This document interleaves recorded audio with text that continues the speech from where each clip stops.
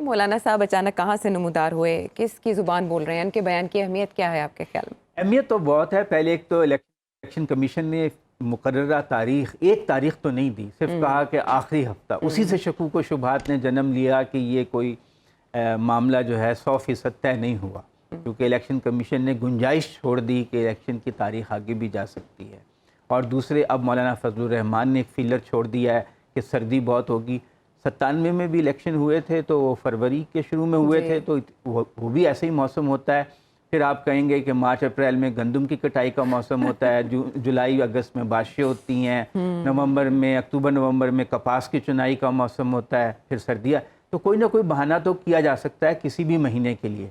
میرا خیال ہے کہ ایک کھڑکی کھول دی گئی ہے، ایک دروازہ کھول دیا گیا ہے کہ اگر ضرورت پڑے تو اس آرگیومنٹ کو آگے لے کے چلا جا سکے اور الیکشن کو ملتوی کیا جا سکے. کیونکہ یہ شکوک و شبہات اور خدشات تو موجود ہیں کہ اگر تحریک انصاف کو ٹھکانے نہ لگایا جا سکا اور چیئرمین تحریک انصاف جو ہیں وہ رضامند نہ ہوئے باہر جانے پہ یا قیادت چھوڑنے پہ تحریک انصاف کی، اور تحریک انصاف کی مقبولیت اسی طرح قائم رہی، تو شاید پھر الیکشن جو ہیں وہ ملتوی کر دیے جائیں. کیونکہ یہ خاص طور سے مولانا فضل الرحمان جو ہیں، ان کی پارٹی کو تو بہت ہی مشکلات کا سامنا ہے، کیونکہ کے پی میں تحریک انصاف کی مقبولیت سب سے زیادہ ہے اور وہاں پہ ان کا کوئی بھی چانس نہیں ہے.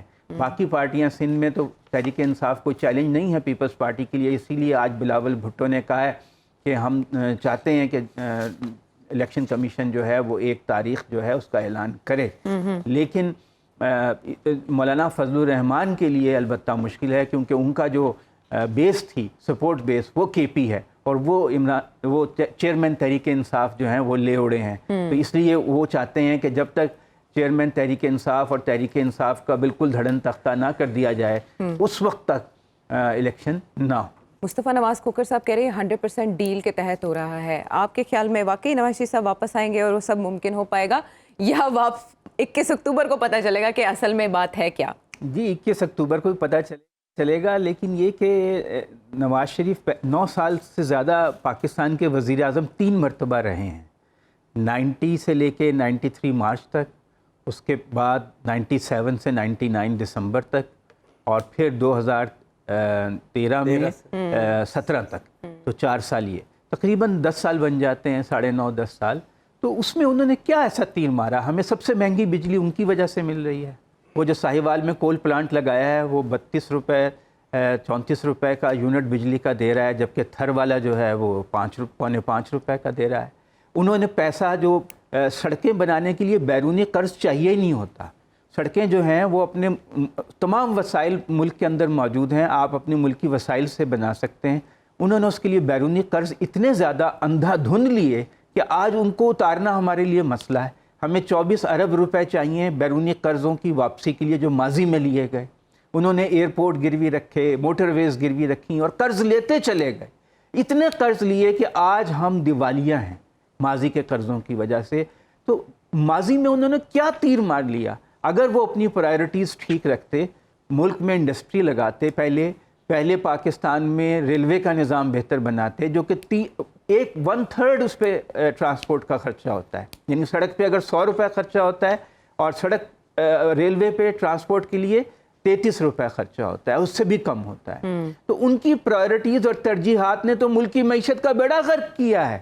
ان کی وجہ سے، اور جو بے تحاشا کرپشن کا کلچر پیدا ہوا، جو ملک سے باہر پیسہ منتقل ہوا، لندن دبئی میں جائیدادیں بننی شروع ہو گئیں. تو اب یہ آپ کہیے کہ زخموں پہ مرہم رکھنے نہیں، نمک چھڑکنے کے لیے آ رہے ہیں. یہ کہیں تو زیادہ اچھا ہوگا. یہ جو مہنگائی ان کے دور میں، ان کے بھائی جان کے دور میں 16 مہینے میں ہوئی، یہ تو 4 سال میں اس شخص کے دور میں نہیں ہوئی تھی جس کا ہم نام نہیں لے سکتے. تو یہ ایک لفاظی ہے. اور یہ جو کل انہوں نے چھوٹی سی جلسی کی ہے، اس سے انہیں اندازہ ہو گیا ہوگا کہ ان کی اب عوام میں کتنی مقبولیت رہ گئی ہے. بہرحال 21 اکتوبر کو یہ پورے ملک سے لوگ اکٹھے کر لیں گے. ہر ایم پی اے کے امیدوار کی ذمہ داری ہے 5000 آدمی لانا. وہ 3000 بھی لے آئے تو پورے پاکستان سے، سندھ سے، بلوچستان سے، خیبر پختونخوا اور پنجاب سے آپ کافی لوگ لا سکتے ہیں. اور پھر میڈیا پہ ان کو کوریج مل رہی ہے، ان کی جلسی کو بھی کوریج مل رہی ہے. جبکہ ان کی جو مخالف پارٹی تحریک انصاف ہے اس کو تو آپ دکھا ہی نہیں سکتے. انتظامیہ ان کو اجازت ہی نہیں دیتی جلسہ کرنے کی.